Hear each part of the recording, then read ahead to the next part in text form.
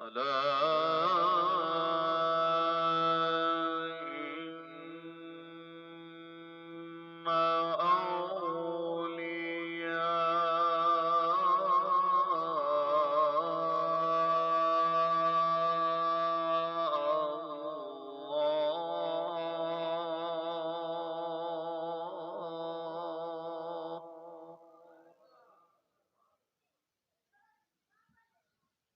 لا خوف عليهم ولا هم يحزنون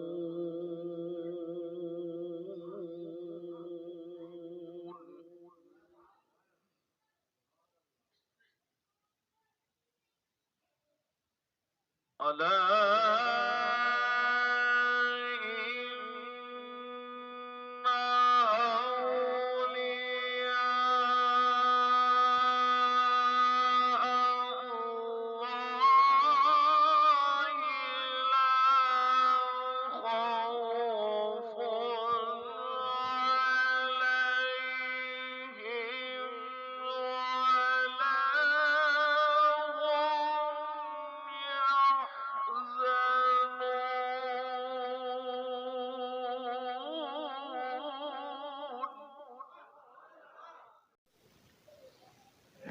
الحمد لله وكفى وسلام على عباده الذين اصطفى أما بعد أعوذ بالله من الشيطان الرجيم بسم الله الرحمن الرحيم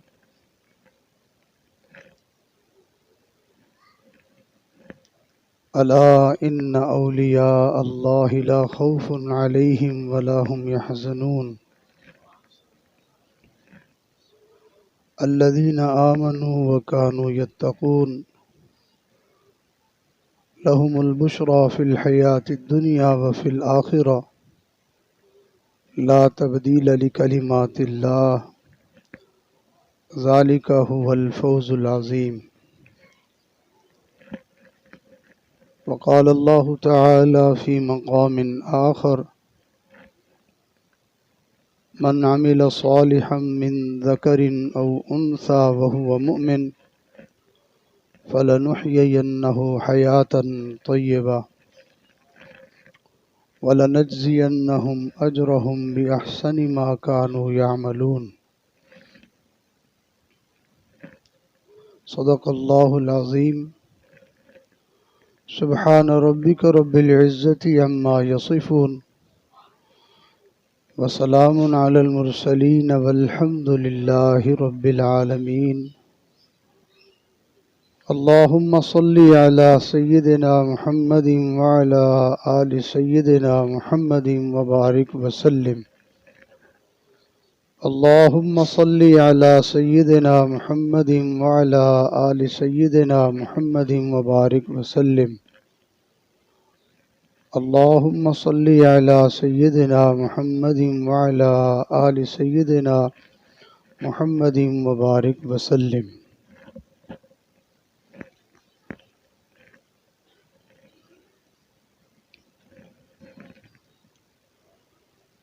اس دنیا کو اللہ رب العزت نے زینت بخشی، اس دنیا کو اللہ رب العزت نے رونق بخشی، اس کو بنایا، اس کو سجایا، صرف اور صرف اس لیے کہ اس کائنات میں اللہ رب العزت نے اپنے حبیب صلی اللہ علیہ وسلم کو مبعوث فرمانا تھا۔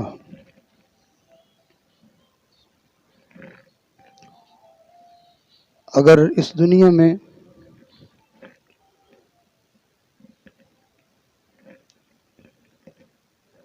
تاجدار مدینہ صلی اللہ علیہ وسلم کی آمد نہ ہوتی، آپ نے تشریف نہ لانا ہوتا،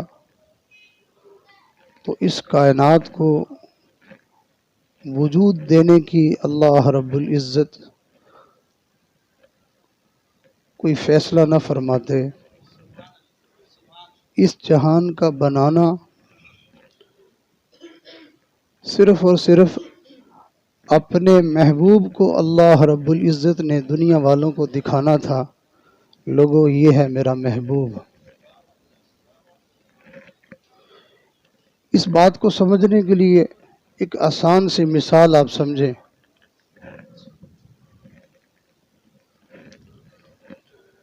کہ کہیں پہ کوئی جلسہ، کوئی عرس، کوئی اجتماع، کوئی محفل منعقد کرنا ہوتی ہے تو لوگ پہلے کسی اس عظیم ہستی، اس عظیم شخصیت سے وقت مانگتے ہیں، اللہ والے سے، عالم سے، بزرگ سے لوگ جا کے پہلے ان سے رابطہ کرتے ہیں، وقت مانگتے ہیں کہ آپ ہمارے علاقے میں، آپ ہمارے شہر میں تشریف لائیں۔ بڑی ہی توجہ طلب بات ہے، بڑی اہم بات ہے، اور آسان لفظوں میں امید کرتا ہوں کہ اگر آپ کی توجہ رہی تو بڑی آسان لفظوں میں سمجھ آ جائے گی کہ آپ ہمارے ہاں تشریف لائیں۔ وہ بزرگ، وہ اللہ والے، وہ عالم اس دعوت کو منظور کر لیتے ہیں، جو تاریخ وہ دے دیں اس تاریخ کو پروگرام منعقد کر لیا جاتا ہے۔ اس تاریخ کے اعتبار سے سب لوگوں کو دعوت ملنا شروع ہو جاتی ہے، مولانا صاحب آپ بھی آ جانا، ہمارے بزرگ آ رہے ہیں۔ تلاوت کرنے والے کو بھی دعوت دی جاتی ہے، آپ بھی تشریف لائیے گا، تلاوت کریں گے، فلاں اللہ والے آ رہے ہیں، فلاں بزرگ آ رہے ہیں۔ کسی عالم کو بھی دعوت دے دیتے ہیں، مولانا صاحب آپ بھی آئیے گا، بیٹھ جائیں، تشریف رکھیں۔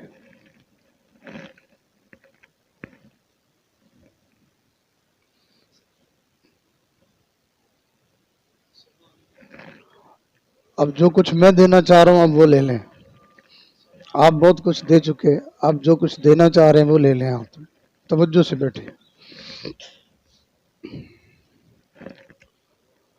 تو وہ عالم بھی تشریف لے آتے ہیں، انتظار ہو رہا ہوتا ہے، تیاریاں ہو رہی ہوتی ہیں، سارا نظم بنتا ہے، گلیاں اور محلے صاف ستھرے کیے جاتے ہیں، ہر طرف اطلاعیں دی جاتی ہیں، اور پھر پروگرام والے جو خاص لوگ ہوتے ہیں وہ ساتھ ساتھ اس پروگرام کی کامیابی کی دعائیں بھی مانگ رہے ہوتے ہیں۔ پھر مجلس شروع ہوتی ہے، سٹیج سجتا ہے، لوگوں کی آمد ہونا شروع ہوتی ہے، ایک دوسرا تیسرا مجمع بڑھتا جاتا ہے، تلاوت ہو رہی ہے، نعت ہو رہی ہے، بیان ہو رہا ہے، لیکن اس سب کچھ کے دوران جلسے والے ان تمام بیان کرنے والوں کو، نعت پڑھنے والوں کو، تلاوت کرنے والوں کو یہ کہہ دیتے ہیں کہ دیکھو اگر آپ کے بیان کے دوران حضرت صاحب آ جائیں تو پھر آپ اپنا بیان بند کر دیں گے، بھی آپ اپنا کلام پورا کر دیں گے تاکہ بزرگوں کو انتظار نہ ہو۔ ان کے ادب کے خلاف ہے کہ ان کی موجودگی میں مولانا صاحب آپ بیان کرتے رہیں، تو علماء اس بات کا پھر لحاظ کرتے ہیں۔ یہ ساری بات سمجھ لیجئے، جب یہ ساری ترتیب ہو جاتی ہے تو مجلس کے اختتام پر وہ اللہ والے، وہ بزرگ تشریف لے آتے ہیں جن کے لیے یہ مجلس سجائی گئی تھی، جن کے لیے یہ محفل سجائی گئی تھی۔ ان کے تشریف لاتے ہی ہر بڑا اور چھوٹا یہ بات سمجھ جاتا ہے کہ ان کی تشریف آوری اس جلسے کا مقصد تھا۔ اس کو ایک اللہ والے نے کہا پہلے بزم میں کونین سجائی گئی، پہلے بزم میں کونین سجائی گئی، پھر تیری ذات منظر پہ لائی گئی، سید الاولین سید الآخرین، تجھ سا کوئی نہیں، تجھ سا کوئی نہیں، اے ازل کے حسین، اے ابد کے حسین، اے ازل کے حسین، اے ابد کے حسین، تجھ سا کوئی نہیں، تجھ سا کوئی نہیں، تیرا سکہ رواں کل جہاں میں ہوا، اس زمین میں ہوا، آسماں میں ہوا، کیا عرب کیا عجم سب ہیں زیر نگیں، تجھ سا کوئی نہیں، تجھ سا کوئی نہیں، ہے اپنا عقیدہ بصدق و یقین، تجھ سا کوئی نہیں، تجھ سا کوئی نہیں، اے رسول امین خاتم المرسلین، اے رسول امین خاتم المرسلین، تجھ سا کوئی نہیں، تجھ سا کوئی نہیں۔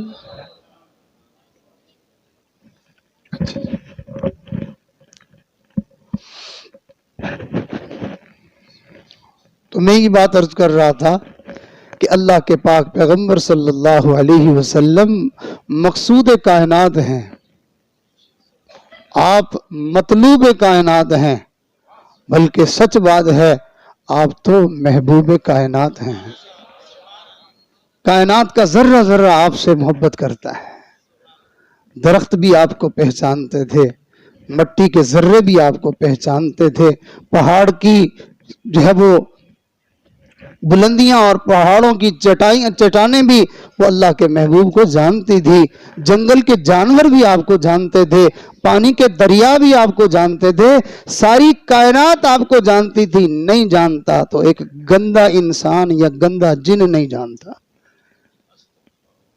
جو بد نصیب ہے بدبخت ہے وہی آپ کو نہیں پہچانتا، باقی تو کائنات کا ذرہ ذرہ آپ کو پہچانتا ہے، آپ کی عظمت کا قائل ہے۔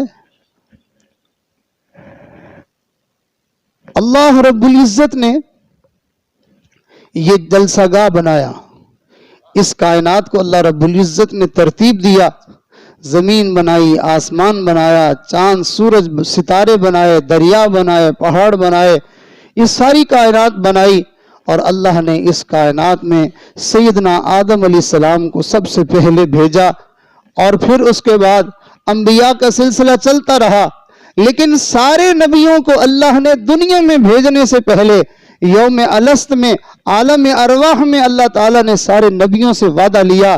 وہ وعدہ کیا لیا؟ اے انبیاء کی جماعت، تم سارے کے سارے مجھ سے اس بات پر وعدہ کرو کہ اگر تمہاری دنیا میں موجودگی میں میرا لاڈلا آ جائے، میرا محبوب آ جائے، تو تم اپنی نبوت کو جو ہے وہ چھوڑو گے، تم اس کا کلمہ پڑھو گے، تم اس کے پیروکار بن جاؤ گے، تم اس پر ایمان لے آؤ گے، تم اس کے مددگار بن جاؤ گے۔ اے نبیوں کی جماعت، کیا تم اس بات کا اقرار کرتے ہو؟ سارے نبیوں نے کہا یا اللہ ہم اس بات کا اقرار کرتے ہیں۔ اللہ رب العزت نے ارشاد فرمایا اچھا اقرار بھی ہو گیا، عہد معاہدہ بھی ہو گیا، اب اس پر گواہی بھی تو ہونی چاہیے، گواہ کون ہوگا؟ اللہ نے ارشاد فرمایا اے انبیاء کی جماعت، تم سارے کے سارے اس بات پر گواہ ہو جاؤ، اور میں رب بھی اس بات پر، اس معاملے پر گواہ ہوں کہ میں نے تم سے ایک اقرار لیا ہے، ایک عہد لیا ہے، ایک وعدہ لیا ہے کہ اگر میرے نبی دنیا میں تشریف لے آئیں، بھلے اے موسیٰ علیہ السلام آپ کی نبوت کا جو ہے وہ سکہ چل رہا ہو، اے ابراہیم آپ کی نبوت کا سکہ چل رہا ہو، اے موسیٰ آپ کی میری نبوت کا سکہ چل رہا ہو، لیکن جب میرے نبی آ جائیں، میرے محبوب آ جائیں تو پھر سب کچھ جو ہے وہ بند ہو جائے گا، بس میرے محبوب کا سکہ ہی چلے گا، ان کا ہی راج چلے گا، ان کا ہی نام چلے گا۔ ان کے آنے سے پہلے تیاریاں تو تم کر لو، لیکن جب وہ تشریف لے آئیں تو پھر اس کے بعد ان کی تابعداری کے بغیر تمہارے لیے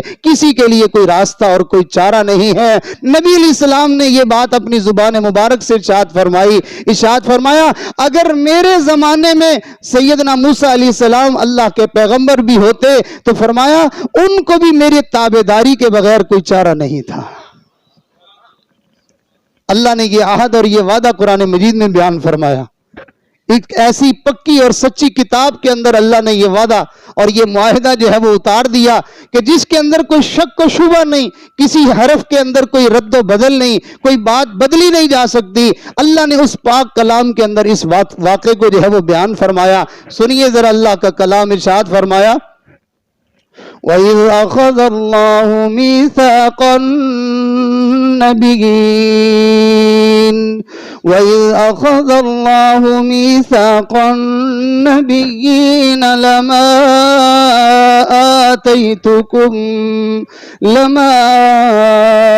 آتَيْتُكُم مِّن كِتَابٍ وَحِكْمَةٍ ثُمَّ جَاءَكُمْ رَسُولٌ، پھر آ جائے میرا رسول، پھر آ جائے میرا محبوب، پھر آ جائے میرا پیارا، تو پھر کیا ہوگا؟ مُصَدِّقٌ لِّمَا مَعَكُمْ لَتُؤْمِنُنَّ بِهِ وَلَتَنصُرُنَّ، میرا محبوب آ جائے تم سارے کے سارے اس پر ایمان لے آؤ گے اور تم سارے کے سارے اس کے مددگار خدمتگار ہو جاؤ گے۔ یہی وجہ تھی جب بیت المقدس میں سارے نبیوں کو اللہ نے جمع فرما دیا، کوئی مصلی کی طرف آگے بڑھنے کی کوشش بھی نہیں کر رہا اور کوئی سوچ بھی نہیں رہا، اس لیے کہ وہ سارے جانتے تھے ہم مقتدی ہیں، ہمارے امام آنے والے ہیں۔ نبی آتے رہے، نبی آتے رہے، آخر میں نبیوں کے امام آئے، وہ دنیا میں خدا کا آخری لے کر پیام آئے۔ اللہ کے حبیب صلی اللہ علیہ وسلم دنیا میں تشریف لائے۔ اب یہاں پہ ایک سوال پیدا ہوتا ہے، چونکہ وقت کا قلت ہے تو اس وجہ سے میں اختصار کے ساتھ اصل چیز کی طرف توجہ دلا کے اپنی بات کو مکمل کرنے کی کوشش کروں گا۔ جیسے آپ لوگ توجہ سے ساتھ دے رہے ہیں، دھیان سے بات سن رہے ہیں، انشاءاللہ تھوڑے وقت میں بات جلدی زیادہ سمجھ آ جائے گی۔ ایک مرتبہ محبت سے دروشی پڑھیے، اللہم صلی علی سیدنا۔ سوال یہ پیدا ہوتا ہے کہ اللہ رب العزت نے اپنے محبوب کو دنیا میں جو بھیجا، مبعوث فرمایا، کوئی خاص ایسی بات، کوئی ایسا معاملہ کیا دے کر بھیجا تھا؟ اللہ کے محبوب دنیا میں کیا کرنے تشریف لائے تھے؟ اللہ کے محبوب دنیا میں اپنی امت کو، اللہ کے بندوں کو، غور سے سنیے گا کہ اللہ کے محبوب اللہ کے بندوں کو اس دنیا میں ساری کی ساری انسانیت کو اللہ والا بنانے کے لیے آئے تھے، اللہ والا بنانے کے لیے آئے تھے۔ یہی وجہ ہے کہ جس نے بھی محبت سے میرے محبوب کا چہرہ دیکھا، کلمہ پڑھا، وہ صرف ولی نہیں بنا، وہ ساری کائنات کے ولیوں کا بھی سردار بن گیا۔ وہ ساری انسانیت کو، سارے اللہ کے بندوں کو اللہ والا بنانے کے لیے آئے تھے۔ اور آج کتنے نادان لوگ ہیں کہ نبی کا کلمہ پڑھ کے پھر اپنے آپ کو کہتے ہیں میں تو دنیا دار ہوں۔ بھئی دنیا دار تو کافر ہوتا ہے، یہ دنیا تو کافر کا گھر ہے، یہ ایمان والے کا گھر تو نہیں ہے۔ یہ ایمان والا تو یہاں قید خانے میں ہے، یہاں تو یہ عارضی طور پر یہاں جو ہے وہ اپنا وقت گزار رہا ہے، یہاں رہ کے اس نے اپنے اللہ سے تعلق جوڑنا ہے، اور اپنے اللہ سے تعلق جوڑ کے جو بندہ یہاں سے چلا جائے گا، دیکھنے والے یہ سمجھتے ہیں شاید یہ فوت ہو گیا۔ جس کا تعلق اللہ سے جڑ جائے وہ کبھی مرا نہیں کرتا ہے۔ زمین کا انتقال ہوتا ہے نا، کیا مطلب؟ آپ کہیں زمین کا انتقال ہو گیا، فوت ہو گئی؟ بھئی پہلے اس کے نام تھی، اب اگلے کے نام ہو گئی، فوت تو نہیں ہوئی ہے۔ تو ایسے ہی جو بندہ فوت ہوتا ہے اس کو کہتے ہیں کہ فلانے کا انتقال ہو گیا ہے۔ کیا مطلب؟ مطلب یہ کہ اس کا جہان بدل گیا ہے۔ یاد رکھیے، اس جہان میں آنے کے بعد کوئی بندہ جو ہے وہ ختم نہیں ہوتا ہے، جہان بدلتے رہتے ہیں۔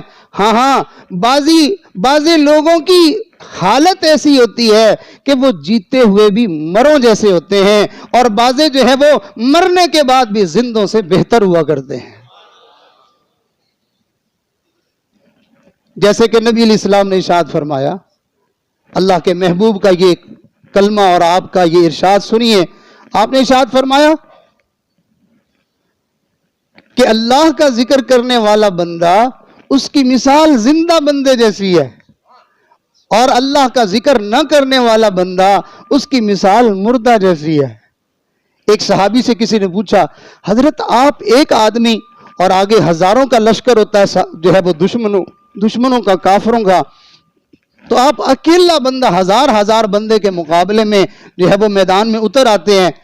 جیسے کہ ایک کتاب میں پڑھ رہا تھا، حضرت خالد بن ولید رضی اللہ عنہ سے کسی نے پوچھا تھا کہ جی 60 لاکھ کی فوج سامنے آئی ہے، آپ بتائیے آپ کو کتنے بندے دے کے بھیجا جائے ان کے مقابلے کے لیے؟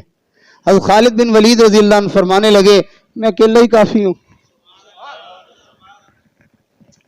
تو صحابہ سے کسی نے پوچھا کہ جی آپ لوگوں کو ڈر نہیں لگتا؟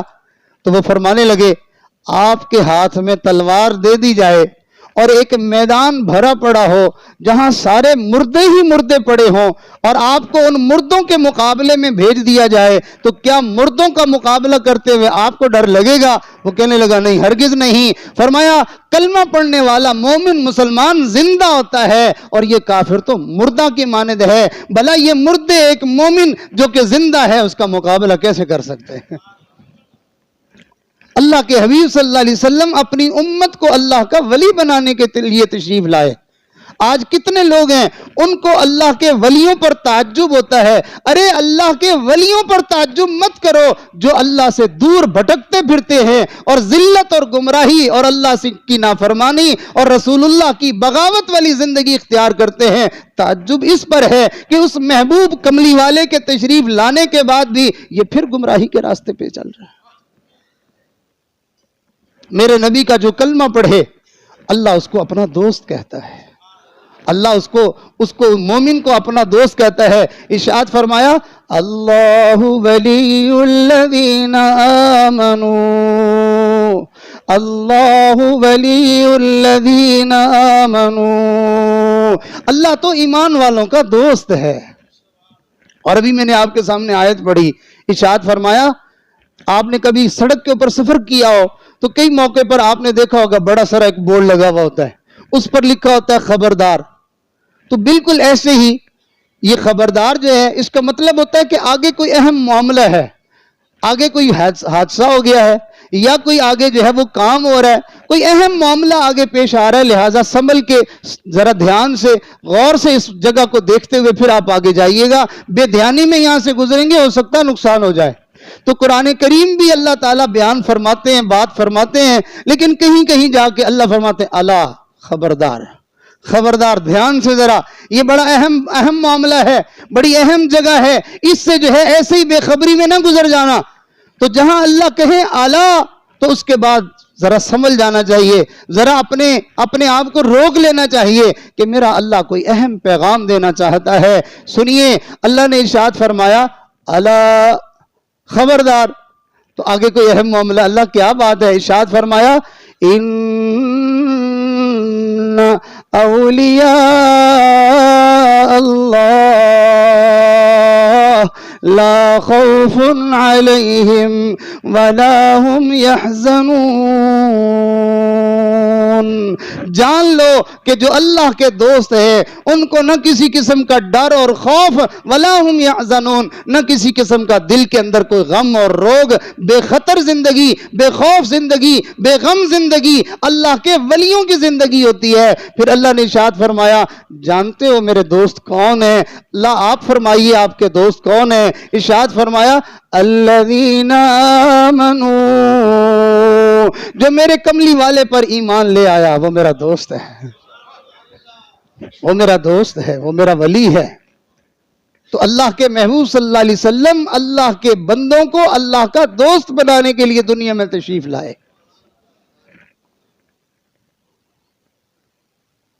اور پھر آگے ارشاد فرمایا جس نے کلمہ پڑھ لیا، مسلمان ہو گیا، ایمان لے آیا، اس کو اللہ تعالیٰ کی دوستی ملتی ہے۔ لیکن میرے نبی کے احکامات پر اگر عمل کرے گا تو وہ دوستی کامل ہو جائے گی، اور اگر نافرمانی کرے گا تو پھر خطرہ ہے کہ وہ دوستی والی جو نعمت ملی تھی اس سے بھی محروم ہو جائے گا۔ لہٰذا آج ہم بڑی آرام سے، بڑی آسانی سے اللہ کے نبی کی، اللہ کے محبوب کی، آپ کے طریقوں کی اور آپ کی سنت کی اور ان کے احکامات کی نافرمانی بڑے آرام سے کرتے رہتے ہیں، اور اس وقت ہم پتہ کیا کہتے ہیں؟ وہ جی سنت ہی ہے نا۔ یعنی ہم یہ کہہ رہے ہوتے ہیں کوئی بات کرو فرض کی، کوئی بات کرو واجب کی، نبی کی بات ہے وہ میرے نزدیک کوئی اتنی اہمیت نہیں رکھتی۔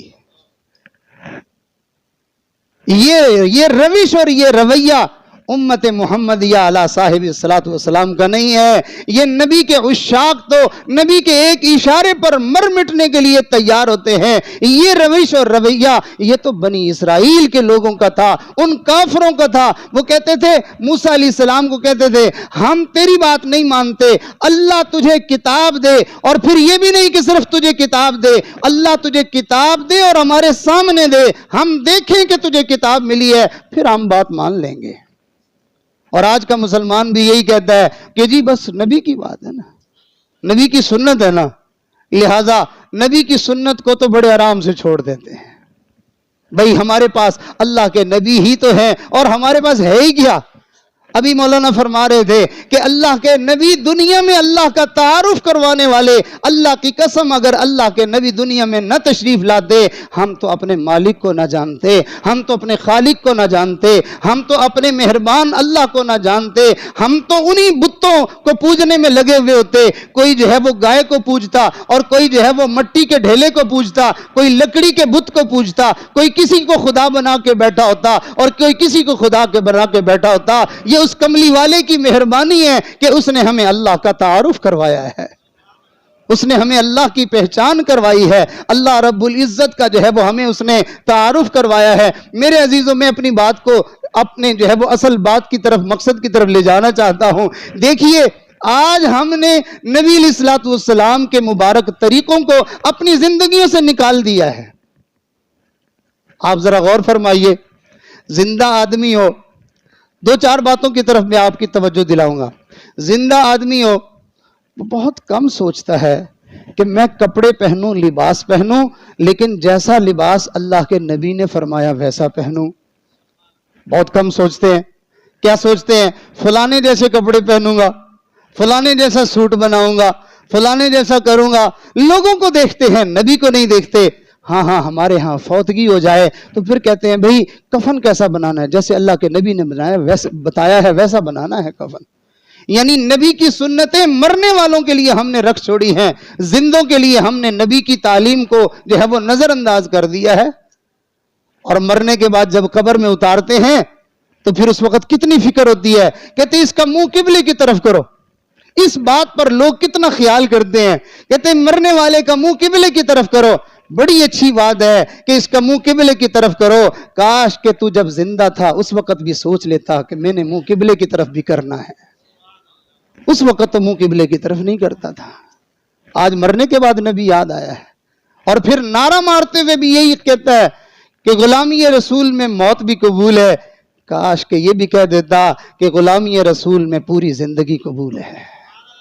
اور یاد رکھیے اللہ کے محبوب نے فیصلہ فرما دیا، تم اگر میرے غلام بن کر زندگی گزارو گے تو تمہیں موت بھی اللہ میری غلامی میں عطا فرمائے گا، کما تعیشون تموتون، جیسے تم زندگی گزارو گے اللہ تمہیں موت ویسی عطا فرمائے گا۔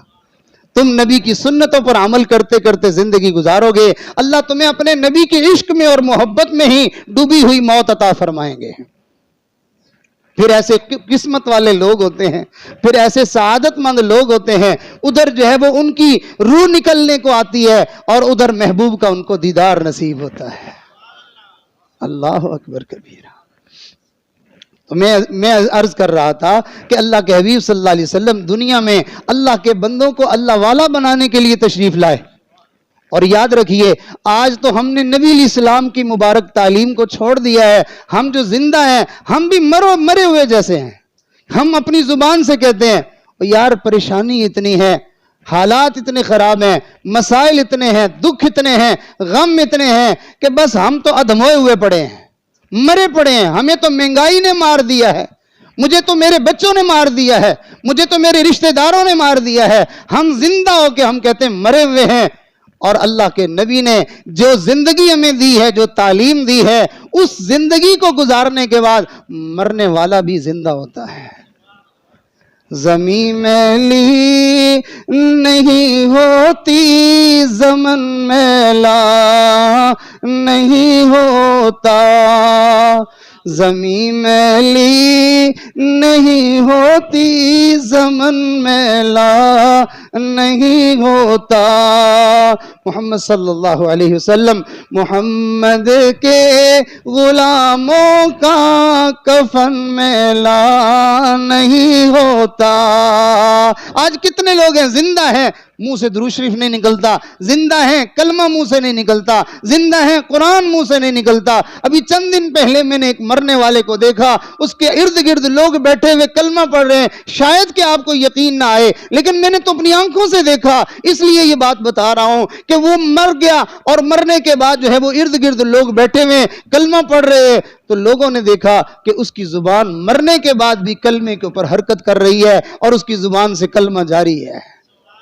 کتنے ایسے لوگ ہیں ان کو قبر میں دفن کر دیا گیا۔ ایک عورت کے بارے میں کہ اس کو قبر میں دفن کیا گیا تو اس کی قبر سے 7 دن تک مسلسل اللہ کا قرآن پڑھنے کی آواز آتی رہی، اور ادھر زندہ ہیں گھروں میں ہماری مائیں بہنیں بیٹیاں، وہ مردوں سے بھی بدتر ہیں کہ زندگی میں ہی ان کے منہ سے اللہ کا قرآن نہیں نکلتا ہے۔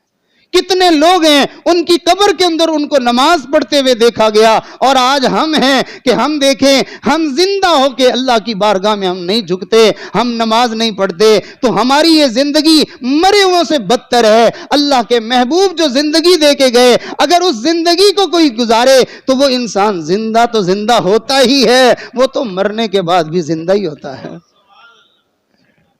تو میرے عزیزو، اللہ کے حبیب صلی اللہ علیہ وسلم ہمیں ایسی مبارک زندگی دے کر گئے ہیں، اور اللہ کے نبی نے ارشاد فرمایا، دیکھیے ہر باپ کی کوئی نہ کوئی وراثت ہوتی ہے جو وہ اپنی اولاد کو دے جاتا ہے۔ نبی اپنی امت کو جو وراثت دے کے گئے ہیں وہ کیا ہے؟ آپ نے ارشاد فرمایا، میری امت کے لوگوں میں تمہیں 2 چیزیں دے کے جا رہا ہوں، تم اس کو مضبوطی سے تھامے رکھنا، تم اس کو اپنے سینے سے لگائے رکھنا، اور کبھی بھی جو ہے وہ اس کو نہ چھوڑنا۔ تم جنت کا راستہ نہیں بھولو گے، تم گمراہ نہیں ہوگے۔ اللہ کے نبی وہ 2 چیزیں کون سی ہیں؟ آپ نے ارشاد فرمایا، ایک اللہ کا کلام ہے، ایک کا نام کلام اللہ ہے، اور دوسری کا نام سنت رسول اللہ صلی اللہ علیہ وسلم ہے۔ ایک تو اللہ کی کتاب میں تمہیں دے کے جا رہا ہوں، اور ایک میں تمہیں اپنی نور بھری مبارک زندگی تمہیں دے کے جا رہا ہوں۔ یہ جتنے اولیاء دنیا میں گزرے ہیں، جتنے اللہ والے گزرے ہیں، یہ جتنے بزرگان دین گزرے ہیں، آپ جانتے ہیں ان کو ولایت کیسے ملی ہے، ان کو بزرگی کیسے ملی ہے، ان کو مقام کیسے ملا ہے؟ ان کو نبی کی اتباع کی وجہ سے ولایت ملی ہے، ان کو نبی کی غلامی کی وجہ سے مقام ملا ہے۔ لہٰذا آج ہم ان کا نام اگر محبت سے لیتے ہیں، یہ میرے لیے آپ کے لیے سعادت کی بات ہے، لیکن ہماری محبت سچی تب ہوگی جب ہم اپنے بزرگوں کے نقش قدم پہ چلنے کی بھی کوشش کریں۔ آج حالت یہ ہے کہ ہمارے والدین فوت ہو جائیں، ہمارے منہ میں زبان تو ہوتی ہے، لیکن ان مرنے والوں کے لیے سال ثواب کے طور پر ہم 3 دفعہ قل هو اللہ بھی نہیں پڑھ سکتے ہیں، ہم اپنے مرنے والوں کے لیے دعائے مغفرت بھی نہیں کر سکتے ہیں۔ ایک واقعہ عرض کر کے بات کو مکمل کرتا ہوں. آج ہم میں سے ہر بندے کو جو ہے وہ اپنی اولاد کو آگے سے آگے بڑھانے کی فکر اور شوق لگا ہوا ہوتا ہے. اور ہم نے ترقی کس چیز میں سمجھی ہے؟ ہم نے ترقی سمجھی ہے کافروں کی تعلیم کو حاصل کرنے میں. ہم نے کامیابی سمجھی ہے اللہ کے دین سے منہ موڑنے کو. جو آدمی جتنا جو ہے وہ دین سے دور ہو جائے وہ اتنا زیادہ مہذب بن جاتا ہے, وہ اتنا زیادہ ترقی یافتہ سمجھا جاتا ہے, وہ اتنا اعلیٰ تعلیم والا سمجھا جاتا ہے. نعوذ باللہ, اللہ کے نبی ادنا بنانے کے لیے تشریف لائے تھے. ساری بلندیاں, ساری عظمتیں, ساری رفعتیں, ساری شانیں, سارے مقامات, ساری بزرگیاں اس کملی والے کے قدموں کے طفیل میں سارے انسانوں کو نصیب ہوئی ہیں. کسی شعر کہنے والے نے عجیب بات کہی, کہا وہ آئے جب تو عظمت بڑھ گئی دنیا میں انسان کی. وہ آئے جب تو عظمت بڑھ گئی دنیا میں انسان کی. وہ آئے جب تو انسان کو فرشتوں کے سلام آئے. ان کی وجہ سے تو ساری انسانیت کو عزت اور مقام ملا ہے. تو میرے عزیزوں, ایک نوجوان کا واقعہ سنا کے میں اپنی بات کو مکمل کرتا ہوں. ایک جو ہے وہ نوجوان امریکہ سے پی ایچ ڈی کر کے آیا, واپس آیا تو کچھ ہی دنوں کے بعد اس کے والد کا انتقال ہو گیا. اب جنازہ ہوا, جنازے کے بعد جو تدفین ہوئی, سارا عمل ہوا. اب لوگ اس کو آ کے تسلی کے لیے بیٹھ رہے ہیں, لیکن یہ نوجوان ہے بہت زیادہ رو رہا ہے. لوگ آ کے تسلی دیتے ہیں, چلے جاتے ہیں. اس کا غم ہلکا نہیں ہو رہا اور اس کا رونا کم نہیں ہو رہا. کسی بڑے سمجھدار آدمی نے اس کو تسلی دیتے ہوئے کہا, بیٹا جو بھی دنیا میں آیا ہے بالآخر اسے جانا تو ہے ہی. یہ زندگی میں یہ حادثہ اور یہ غم ہر ایک کو دیکھنا ہی پڑتا ہے, تو بیٹا تم حوصلہ کرو, صبر کرو. جب اس نے ذرا اس طرح سے بات کی تو اس نے اس کو ہاتھ سے اشارہ کر کے کہا کہ چچا میں آپ کو بتاتا ہوں کہ میرے رونے کی وجہ کیا ہے. جب اس نے اپنے آپ کو سنبھال لیا تو کہنے لگا, میں اپنے والد کی فوتگی پہ تو غمزدہ تھا ہی صحیح, لیکن مجھے غم کسی اور بات کا ہے. اب سارا مجمع متوجہ ہوا کہ یہ نوجوان کیا بات کر رہا ہے, کہ والد کے فوت ہونے سے بھی بڑا کوئی غم اس کو لگ گیا کہ جس پر اس کو اتنا جو ہے وہ رونا آ رہا ہے. ان کا بیٹا وہ غم کیا ہے؟ کہنے لگا, میں اتنا ذہین تھا, میں اتنا قابل تھا کہ میرے والد نے مجھے علاقے کے سکول میں داخل کیا تو میں نے پورے سکول کے اندر پوزیشن لی. پھر میں نے اپنے پوری جو ہے وہ تحصیل کو میں نے ٹاپ کیا. پھر ضلعی سطح پر میں نے پوزیشن لی. حتیٰ کہ ایک وقت آیا کہ میں نے پورے ملک کے اندر جو ہے سب سے بڑی پوزیشن میں نے لی تھی. اور پھر میرے والد نے مجھے جو ہے وہ پی ایچ ڈی کرنے کے لیے باہر ملک بھیج دیا. اور میں نے اپنے والد کے اشارے پر جو ہے وہ اپنا وطن چھوڑا, اپنے ماں باپ چھوڑے اور اپنا سب کچھ چھوڑ چھاڑ کے پردیسی بن کے وہاں میں پڑھتا رہا. مجھے اپنے والد کے اس فیصلے پر آج افسوس ہو رہا ہے, رونا آ رہا ہے کہ میرا والد کیسا نادان تھا کہ اپنے اتنے قابل اور ذہین بچے کو دنیا جہان کی جو ہے وہ ڈگریوں میں لگا دیا, لیکن اس قابل نہ بنایا کہ آج مر کے وہ میرے سامنے اس کی میت پڑی ہوئی تھی اور مجھے دعائے مغفرت کے لیے کوئی جملہ نہیں آتا تھا, مجھے ایک لفظ نہیں آتا تھا کہ میں اپنے باپ کے مرنے پر اس کے لیے بخشش کے کوئی دو جملے کہہ دیتا, کوئی الفاظ کہہ دیتا. میں سوچ رہا تھا کہ میرے والد نے کتنا گھاٹے کا جو ہے یہ سودا کیا. یہ تو وہ نوجوان سوچ رہا ہے, لیکن اللہ نے اپنے پاک کلام میں یہ بات ارشاد فرما دی. ارشاد فرمایا, جو میرے نبی کے لائے ہوئے دین کو نہیں سیکھتے یا وہ اپنی اولادوں کو نہیں سکھاتے, خود اس راستے پر نہیں چلتے, اپنی اولادوں کو اس راستے پر نہیں چلاتے, کل قیامت کا دن ہوگا یہی اولادیں اپنے والدین کے لیے بد دعا کریں گی اور کیا کہیں گی, ربنا آتِهِمْ ضِعْفَيْنِ مِنَ الْعَذَابِ العذاب والعنهم لعنا کبیرا۔ اولاد کہے گی اللہ ہمارے ماں باپ کو دگنا عذاب دے اور ان کے اوپر لعنتوں کی بارش فرما اور ان کو بہت بڑی جو ہے وہ عذاب دے۔ یہ اللہ تعالیٰ سے بد دعا کریں گے، قیامت میں کھڑے ہوگے۔ میرے دوستو کتنا خوش نصیب ہے وہ بچہ کہ جو اپنے بڑوں کی وفات کے بعد ان کو یاد رکھتا ہے۔ لیکن یاد رکھیے بڑوں کی وفات کے بعد جو ہے وہ صرف سال کے بعد یاد کرنا یہ کوئی عقل مندی نہیں ہے، یہ کوئی سمجھداری نہیں ہے۔ جناب رسول اللہ صلی اللہ علیہ وسلم کے ارشاد کا مفہوم ہے مرنے والا بندہ اپنے پیچھے والے کے ایصال ثواب کا ایسے منتظر ہوتا ہے جیسے ڈوبنے والا بندہ تنکے کا سہارا ڈھونڈ رہا ہوتا ہے۔ وہ ہمارے ایصال ثواب کے انتظار میں ہوتے ہیں، کوئی ہو جو میرے لیے دعا کرے، کوئی ہو جو میرے لیے استغفار کرے، کوئی ہو جو میرے لیے قرآن پڑھے، کوئی ہو جو میرے لیے صدقہ خیرات کرے۔ لیکن ہم ہیں اپنی دنیا داری میں ایسے مگن ہیں، خود اپنے آپ کو بھی دنیا میں لگایا ہے اور اپنے بچوں کو بھی اور اپنی بچیوں کو بھی اسی کام میں لگایا ہے۔ اللہ کرے خوش نصیب وہ ماں باپ کہ جن کی اولاد میں کوئی ان کے لیے دعائیں مغفرت کرنے والا ہو، کوئی ان کے بخشنے والا ہو، کوئی قرآن پڑھ پڑھ کے ان کے قبروں کو جو ہے وہ روشن کرنے والا ہو۔ اللہ رب العزت ہمارے اس مرحوم کی جن کے جو ہے وہ عزیزوں نے، جن کے رشتہ داروں نے ان کی ایصال ثواب کے لیے یہ پروگرام رکھا، اللہ کرے ایسی نیک اولاد ہم میں سے اللہ ہر ایک کو نصیب فرمائے۔ ایک بزرگ فرمایا کرتے تھے اپنے بیٹے کو انہوں نے عالم بنایا، حافظ بنایا، مفتی بنایا، اللہ کا نیک بندہ بنایا، اور پھر اپنی زندگی کے آخری دنوں میں اس کے سر پہ ہاتھ پھیر کر فرمانے لگے بیٹے غور سے سنیے گا، فرمانے لگے بیٹے مرنے والے کو تو ہر کوئی بھول ہی جاتا ہے، تم بھی بھول ہی جاؤ گے، بس اتنی سی بات ہے بیٹا ذرا بھلانے میں دیر کر دینا، ذرا بھلانے میں دیر کر دینا، مجھے جلدی نہ بھول جانا۔ اللہ رب العزت ہمیں خود بھی اپنی بھی جو ہے وہ قبر کی فکر عطا فرمائے اور اپنے مرنے والوں کے لیے بھی اللہ ہمیں جو ہے وہ صدقہ جاریہ کے طور پر قبول فرمائے، اور اللہ تعالیٰ ہمارے اس مرحوم کی مغفرت فرمائے اور ان کے درجات کو بلند فرمائے۔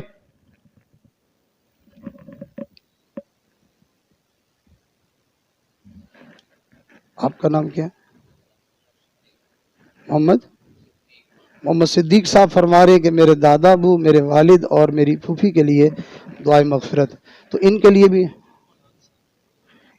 بھی دعا کریں گے اور سارے مرحومین کے لیے ہم دعا کریں گے۔ تھوڑی دیر کے لیے ہم اللہ کی طرف متوجہ ہو جائیں۔ بہت سارے دوستوں کے دل میں ایک بات ہوتی ہے، وہ کہتے ہیں کہ جی ہم تو گناہگار ہیں، ہماری دعا کا کیا ہے؟ یہ شیطان کی ایک چلائی ہوئی بات ہے، دھوکہ ہے۔ بھائی کوئی آدمی گندگی میں نجاست میں پڑ جائے اور وہ یہ کہتا پھرے میں تو گندا ہوں جی، میں کیسے گھر میں داخل ہو سکتا ہوں، اس کو ہر کوئی کہے گا بے وقوف آدمی، اگر تو گندا ہے تو اللہ نے پانی گندگی کو دھونے کے لیے ہی بنایا ہے، تو اس لیے ہم اگر گناہگار ہیں تو اللہ نے استغفار اور توبہ والا عمل ہمارے گناہوں کو بخشنے کے لیے بنایا ہے۔ تو آئیے ہم پہلے اپنے آپ کو گناہوں سے پاک کرنے کی نیت کرتے ہیں، توبہ کرتے ہیں، اللہ سے معافی مانگتے ہیں، پھر انشاءاللہ اللہ کی بارگاہ میں ہم مل کے دعا مانگیں گے۔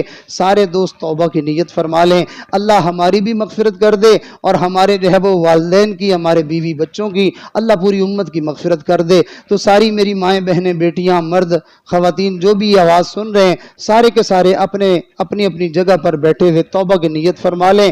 توبہ کے لیے ہم کلمات پڑھیں گے۔ یہ کلمات سارے علماء بزرگان دین اس بات پر متفق ہیں کہ اللہ کے محبوب کے یہ بتائے ہوئے سکھائے ہوئے کلمے اگر کوئی 100 سالہ کافر اور مشرک بھی توبہ کی نیت سے ان کلمات کو پڑھ لے، اللہ ان کلمات کی برکت سے اس کے 100 سال کے کفر اور شرک کو بھی معاف فرما دیں گے۔ یقیناً سچے دل سے ہم توبہ کی نیت سے ان کلمات کو پڑھیں گے، اللہ تعالی ہماری بھی یقیناً مغفرت فرما دیں گے۔ خطبہ سنیں جو توبہ کے کلمات پڑھائے جائیں، سچے دل سے پیچھے پیچھے پڑھتے جائیں۔ ان کلمات کے پڑھنے سے انشاءاللہ ہماری بخشش ہو جائے گی اور ہم بخشے بخشائے اپنے گھروں میں جائیں گے۔ سب حضرات خطبہ سنیں۔ الحمدللہ وکفا وسلام علی عبادہ الذین اصطفی، اما بعد۔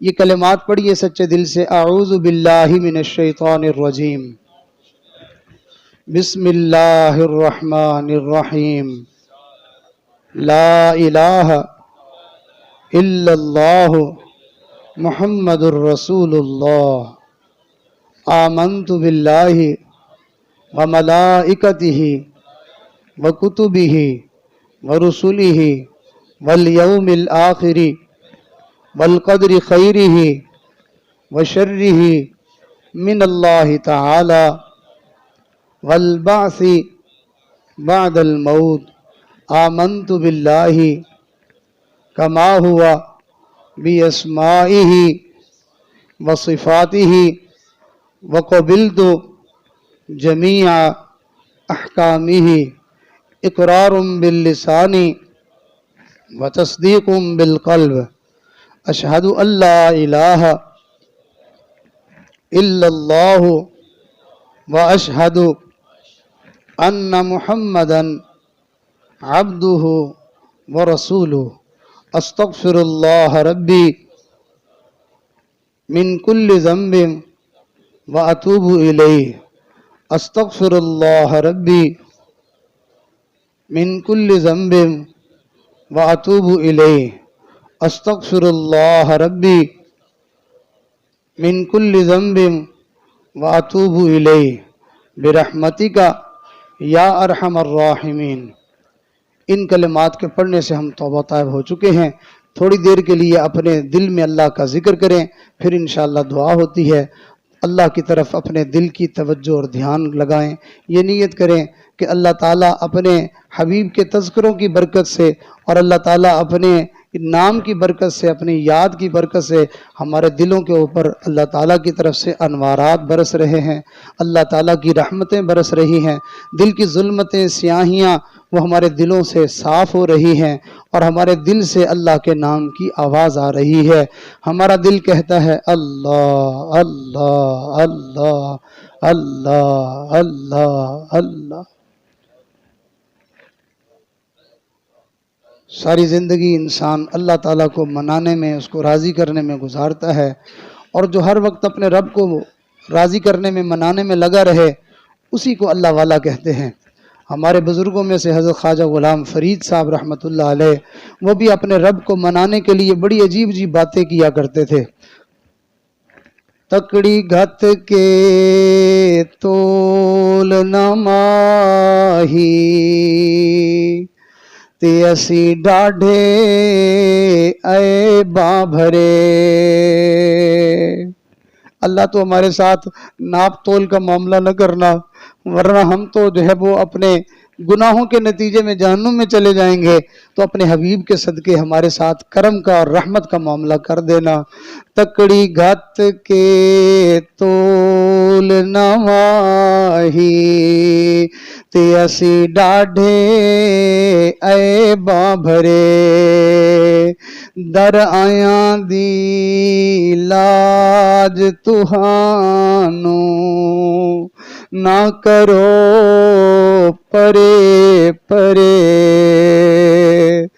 در آیاں دی لاج تہانوں چاہے کھوٹے تے چاہے کھرے۔ غلام فریدا پلے عیب ہزاراں تے کوئی مان کس تے کرے۔ نہ میں سہنی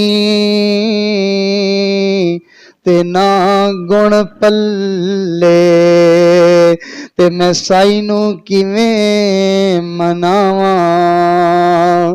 میرے چارے لڑ چکڑا لتھڑے تے میں کیڑا مل مل دھواں۔ سابن تھوڑا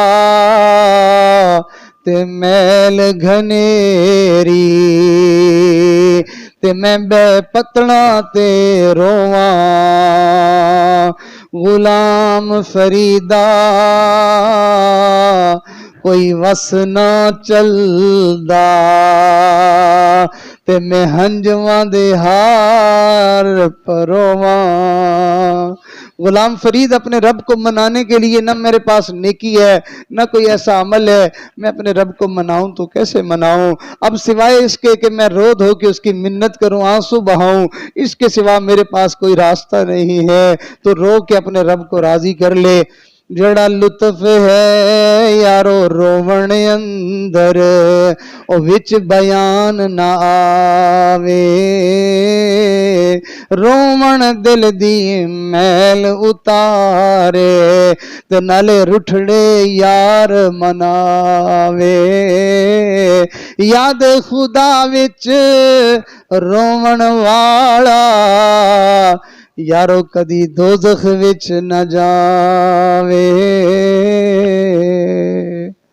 لا الہ الا اللہ محمد الرسول اللہ سب حضرات دعا فرما لیجئے سبحان ربی العلی العلی الوہاب اللہم صلی علی سیدنا محمد وعلی آل سیدنا محمد مبارک وسلم ربنا ظلمنا انفسنا وإن لم تغفر لنا وترحمنا لنکونن من الخاسرین اللہ ہم تیرے عاجز مسکین محتاج فقیر گناہگار بندے ہیں اللہ ظاہر میں تو بندے ہیں مگر اندر سے بڑے گندے ہیں ہمارے اندر کی گندگیاں اپنے حبیب کے صدقے میں دور فرما دے ہمارے دل کی ظلمتیں اور سیاہیاں دور فرما ہمارے دلوں کو صاف فرما ہماری نگاہوں کو پاک فرما ہمارے سینوں کو اپنی محبت سے لبریز فرما اللہ اپنے عشق کی آتش سے ہمارے سینوں کو گرما اور ہمارے انگ انگ سے اپنے ذکر کو جاری فرما اللہ ہمارا ظاہر اپنے نبی کی سنتوں سے مزین فرما اور ہمارا باطن اور ہمارا دل اپنے نبی کی